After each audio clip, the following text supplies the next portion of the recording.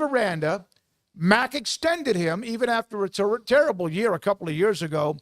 How does this affect his job? How does this affect how Baylor looks at either replacing him or moving on? And if you have somebody you want to hire, will you have an AD hired in time to be a part of that? Yeah, the timeline, he really screws them kind of on that, being November 13th already, and they have just, 3 weeks until the season's over with, and they have to win another game, which I think they'll probably be dogs in all 3 of their games remaining. You're not going to be favored against Utah at home, so that one you're not banking on being win number 6. You go play Arizona on the road. I mean, that's a total toss-up.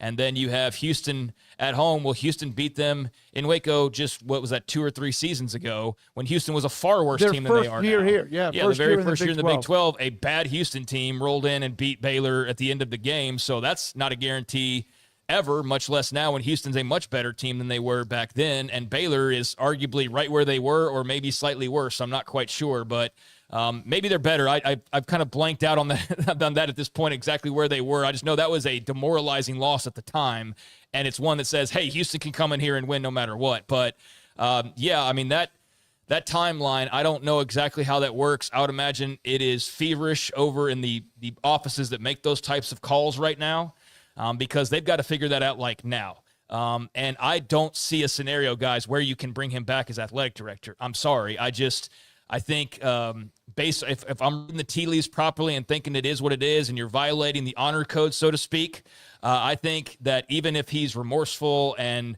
if it's necessary to go to some rehabilitation of some sort, whether that's personal substance or whatever the case may be, I think that's something that he needs to worry about, not rushing back to hire a head football coach or make the call on keeping the football coach. I think this is the time, if there ever was a time, if there was a saving grace here, I think this gives you a clean break to start a new chapter. If you're trying to look at it from the most optimistic way possible from a Baylor fan perspective, I think this gives you the green light to go, you know what?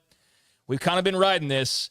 I think this is the sign that we got to go ahead and make a right turn and go a different direction. And I think what boils down to not only him needing to take time for himself and not rush back for this, but you've left a stain now on a school that's dealt with plenty of things in the past far worse than this, but you went from goodwill to now putting them in a spotlight of harsh negativity and just putting a bad look on the school once again, and I don't think you can come back from that.